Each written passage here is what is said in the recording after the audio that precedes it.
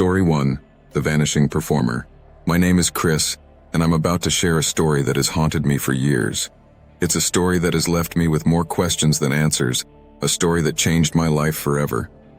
It all started in the summer of 2008 in the small town of Maplewood, where my friends and I experienced something we could never have imagined. Maplewood is a quaint little town, the kind where everyone knows each other, and nothing much ever happens. My friends and I had just finished our sophomore year of college and were home for the summer. There was me, Chris, a history major with a love for photography, Jake, my best friend since kindergarten, who was studying engineering, Emma, an aspiring journalist, and Sarah, who was always the life of the party and studying psychology. One warm July evening, we heard about a traveling carnival that had set up on the outskirts of town. It wasn't advertised, and there were no posters or flyers, just word of mouth. Naturally, our curiosity got the better of us, and we decided to check it out. As we approached the carnival grounds, we were greeted by the sight of colorful tents, flickering lights, and the distant sound of cheerful music. The atmosphere was electric, filled with laughter and the smell of popcorn and cotton candy. It was like stepping into a different world, one that promised fun and excitement. We bought our tickets and wandered around, trying our hand at various games and enjoying the rides. There was something off about the place, though. The carnival workers, dressed in vintage costumes, seemed distant and avoided eye contact. But we brushed it off, attributing it to the strangeness of the carnival itself. Our evening took a turn when we stumbled upon a small tent with a sign that read, "Victor the Magnificent, Illusionist Extraordinaire." Intrigued, we decided to watch the show. The tent was dimly lit, with only a handful of people inside. The stage was simple, with a few props and a large ornate box at the center. Victor, the magician, appeared on stage in a swirl of smoke. He was a tall, slender man with piercing blue eyes and a charismatic smile. He began his performance with classic tricks, card tricks, levitation, and disappearing acts. We were all impressed, but it was the final act that left us in awe. Victor asked for a volunteer from the audience, and Jake, always eager for attention, shot his hand up. Victor smiled and beckoned him to the stage. He instructed Jake to step inside the large box and assured the audience that what they were about to see would be unforgettable. With a flourish, Victor closed the box and began his incantations. The lights flickered, and a chill ran down my spine. When he reopened the box, Jake was gone. The audience erupted in applause, but my friends and I exchanged uneasy glances. The trick seemed too real. After the show, we waited for Jake to reappear. We assumed he would emerge from backstage or from behind a curtain, but minutes passed, and there was no sign of him. Concern turned to panic as we searched the carnival grounds, calling his name and asking the workers if they had seen him. But no one had any answers. Desperate, we found Victor, who was packing up his props. We demanded to know where Jake was, but he looked genuinely confused.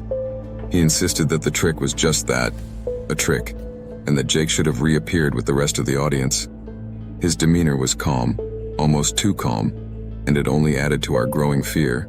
We contacted the police, who launched an investigation. They questioned Victor, the carnival workers, and even the few audience members who had been in the tent with us, but no one knew anything.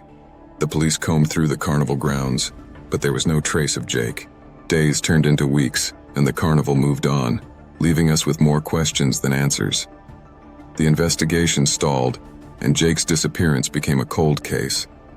Our small town was shaken, and my friends and I were left with a sense of guilt and helplessness. We couldn't shake the feeling that the carnival was somehow involved, that there was something sinister lurking beneath its cheerful facade. Months passed, and life slowly returned to a semblance of normalcy. But the memory of that night haunted me. I couldn't let go of the feeling that there was something we missed, something hidden in the shadows of that carnival. I started researching traveling carnivals, and came across stories of other mysterious disappearances, similar to Jake's. It seemed that wherever this particular carnival went, people vanished. I became obsessed, compiling notes and tracking the carnival's movements. Emma and Sarah tried to move on, focusing on their studies and trying to forget. But I couldn't. I knew I had to find answers, not just for my sake, but for Jake's family, who were left with a gaping hole in their lives. A year later, the carnival reappeared, this time in a town a few hours away. I convinced Emma and Sarah to join me. Reluctantly, they agreed, and we set off with a mixture of dread and determination. We arrived at the carnival grounds, which looked almost identical to how they had before. The same colorful tents, the same flickering lights, and the same eerie atmosphere. We decided to split up and search for anything that might give us a clue about what happened to Jake. Emma headed to the games area, Sarah to the rides, and I made my way to the performance tents. As I wandered through the maze of attractions, I spotted a familiar figure, Victor the Magnificent. He was performing the same tricks, with the same charm and charisma. I waited until the show ended and approached him, my heart pounding.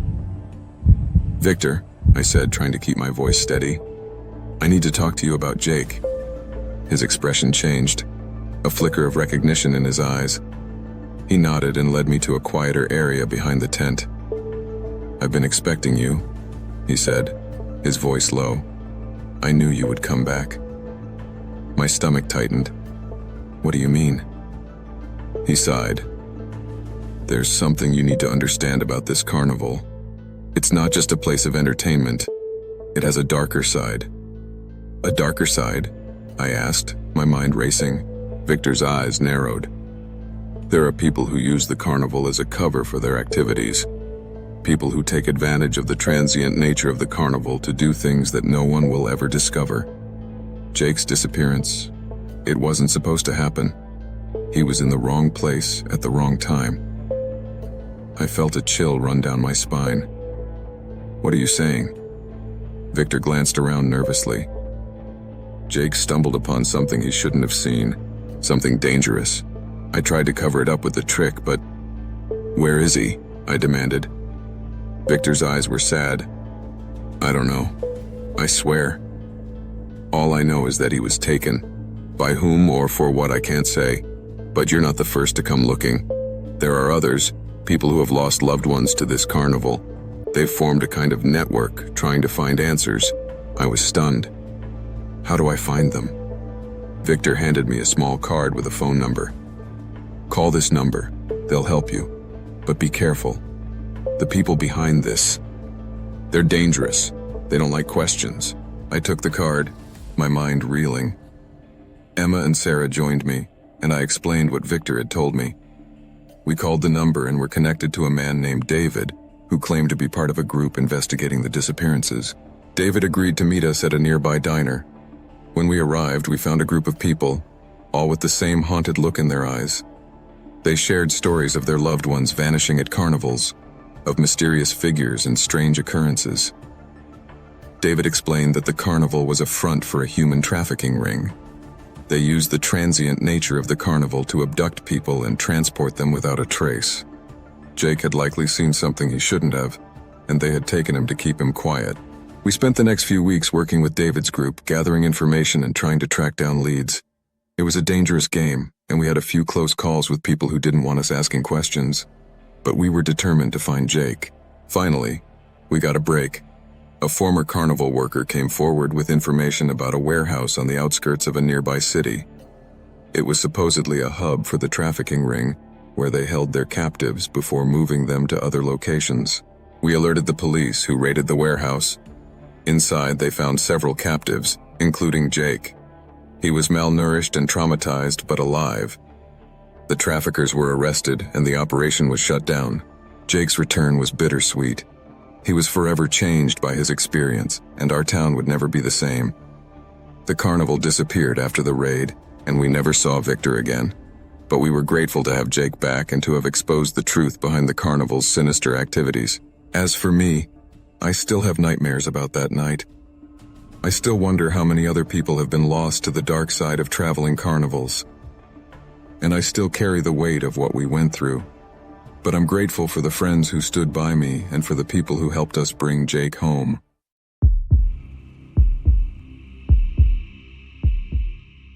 Story 2. The Haunted Carousel. My name is Sean, and what I'm about to share with you is an experience that has haunted me for years. It's a story that began innocently enough and spiraled into something I still struggle to understand. It all took place in the summer of 2013 in my hometown of Brookhaven, a small town where life was simple and everyone knew each other. That summer, I was back home from college, trying to enjoy the break with my younger sister, Hannah. I was 26 at the time and Hannah was 14. We were close despite the age gap, sharing a love for adventure and nostalgia. Our favorite childhood memories often involved exploring the town and its surroundings. One day we heard about an old, run-down carnival that had set up on the outskirts of Brookhaven. It wasn't advertised, just a whisper among the townsfolk. The idea of reliving our childhood memories at the carnival was too tempting to resist. We decided to spend the evening there, hoping for some fun and perhaps a little nostalgia. As we approached the carnival grounds, the sight that greeted us was a mix of charm and decay. The colorful tents and flickering lights had a certain allure, but everything looked old and worn. The air was filled with the smell of popcorn and cotton candy, and the distant sound of laughter mingled with the nostalgic tunes of carnival music. It was like stepping into a forgotten past. We bought our tickets and started exploring. There was something eerie about the place, but we brushed it off as part of the carnival's old-world charm. We tried our hand at various games, laughed at the silly prizes, and even dared each other to try the rickety rides. It was a perfect evening, until we came across the Carousel. The Carousel was beautifully crafted, with intricately designed horses and delicate paintings that had faded over time. It stood in the center of the carnival, a centerpiece of forgotten splendor. An elderly man operated the ride. He had a stern demeanor and eyes that seemed to pierce through you. He barely acknowledged us as we handed him our tickets. Hannah chose a horse near the front, while I picked one a few rows behind her. As the carousel began to turn, I felt an inexplicable sense of dread. The cheerful music started to slow down, distorting into a haunting melody, and the lights dimmed. The laughter and chatter around us faded into an eerie silence. I looked at Hannah, who was riding a few horses ahead. She appeared to be in a trance, her eyes fixed on a point in the distance. I called out to her, but my voice was swallowed by the warped music. Panic started to creep in as I felt the carousel picking up speed, faster and faster until everything around me blurred. Then I saw it, a shadowy figure standing near the operator's booth. The figure's face was obscured, but its presence filled me with a terror I'd never felt before. It watched me intently, and I could feel its gaze piercing through me. The ride seemed to stretch on for an eternity, and my sense of reality began to blur. Suddenly, the carousel came to an abrupt stop, jolting me from my seat. I stumbled off, disoriented, and immediately looked for Hannah. She was nowhere to be seen. Desperation gripped me as I frantically searched the carousel, calling out her name. I ran to the operator, demanding to know where my sister was, but he looked at me with a blank expression and said he hadn't seen her. I spent the next hour searching the entire carnival, growing more frantic with each passing minute.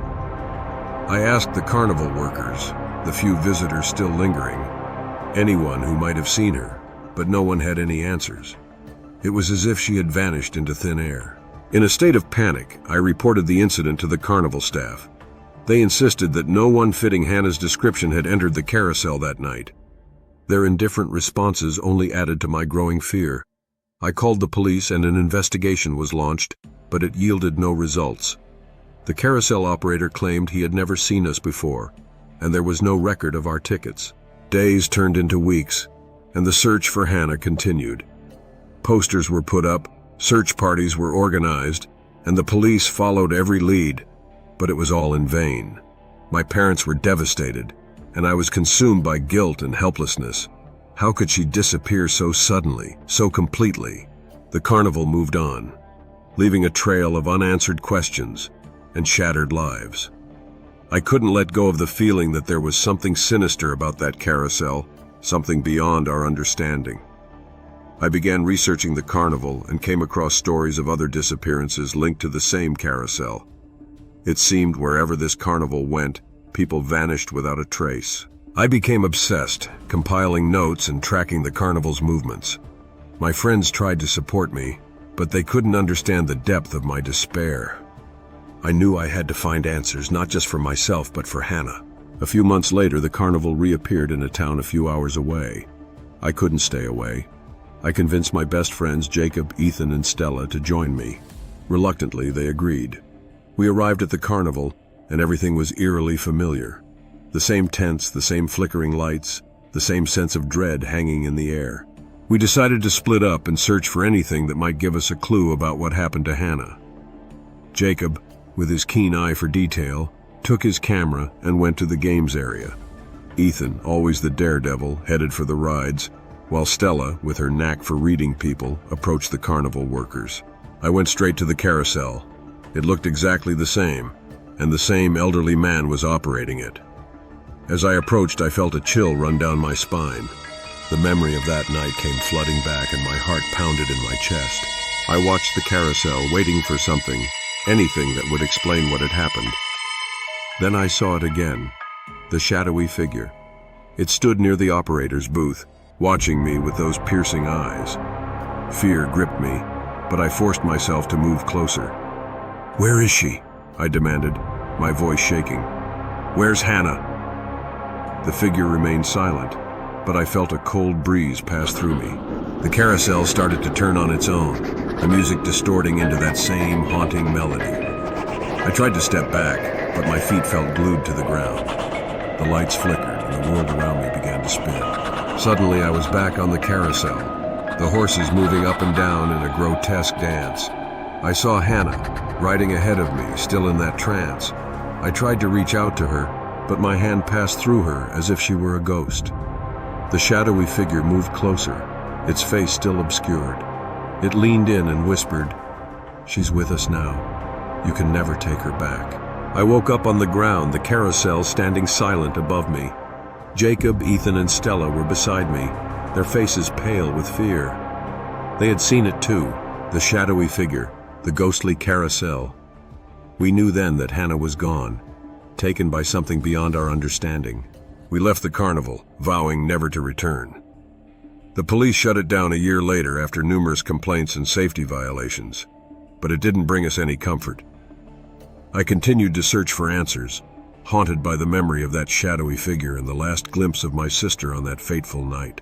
Even now, whenever I see a carousel, I can't help but feel a shiver of fear and a surge of determination. Because I know that somewhere out there, Hannah is still riding that haunted carousel, trapped in a world I can never reach. And I will never stop searching, never stop hoping that one day I might find a way to bring her back.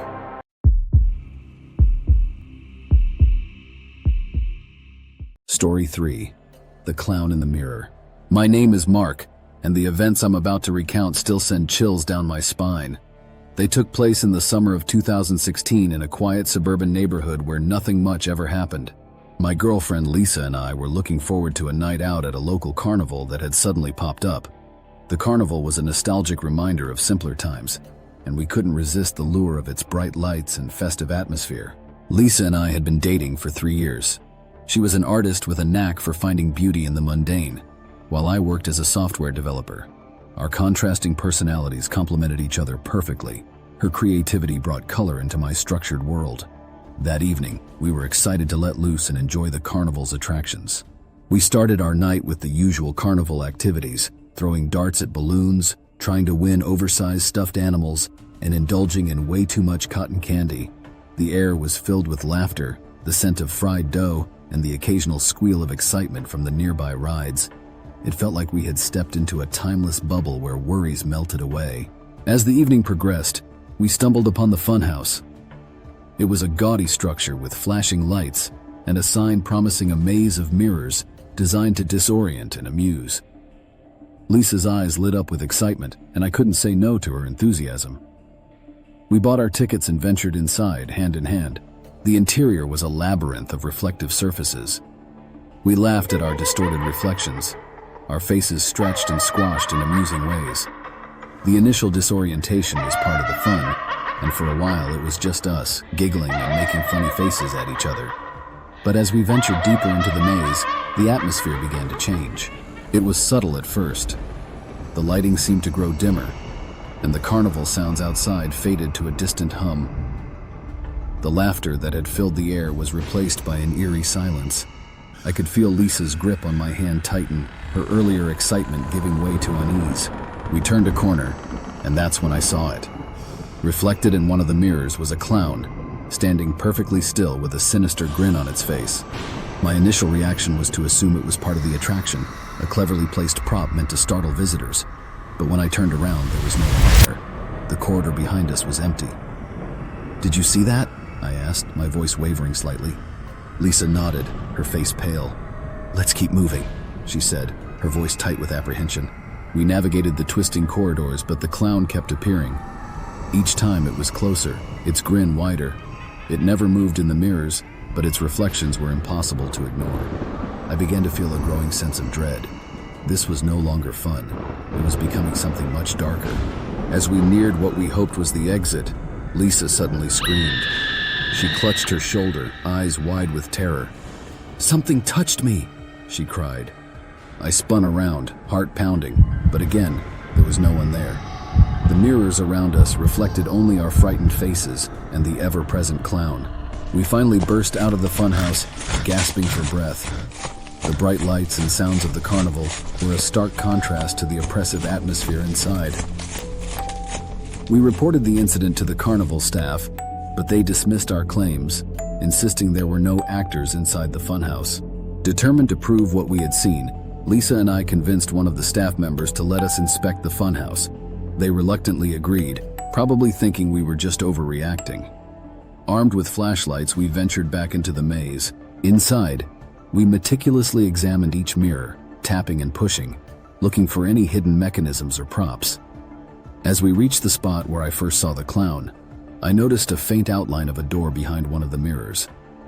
My pulse quickened as I pushed against it, and it swung open to reveal a narrow passage leading to a small dark room. The room was filled with clown costumes and masks, haphazardly strewn about. The sight was unsettling, but what truly made my blood run cold was a collection of photos pinned to the wall. Pictures of carnival goers taken without their knowledge, including a few of Lisa and me from earlier that evening. We called the police immediately. They arrived quickly, and the hidden room was thoroughly investigated. It turned out that a former carnival worker, a man with a history of violent behavior, had been living inside the funhouse. He had been terrorizing visitors, using the maze of mirrors to his advantage. The man was arrested, but the experience left Lisa and me deeply shaken. The realization of how close we had come to a potentially dangerous encounter was terrifying. We couldn't shake the memory of the clown in the mirror and the sinister grin that had haunted us throughout the funhouse. In the days that followed, we tried to return to our normal lives, but the incident had left a scar. We avoided carnivals and funhouses, unable to erase the chilling experience from our minds. Lisa channeled her fear into her art, creating hauntingly beautiful pieces that seemed to capture the essence of our ordeal. As for me, I became more cautious, constantly looking over my shoulder, the image of that grinning clown forever etched in my memory. Our relationship grew stronger as we leaned on each other for support, but the sense of safety we once took for granted was gone. Years later, I still can't walk past a mirror without feeling a twinge of unease. The memory of that night lingers, a constant reminder of the unknown horrors that can lurk just beneath the surface of the familiar. And every now and then, when I'm alone and the light catches a reflection just right, I half expect to see that sinister clown grinning back at me, a silent specter from a night that changed everything. The carnival has since moved on, leaving behind only whispered stories and the lingering fear in those who experienced its darker side. For Lisa and me, the funhouse will always be a place of nightmares, a twisted maze where reality and horror merged, leaving us forever haunted by the clown in the mirror.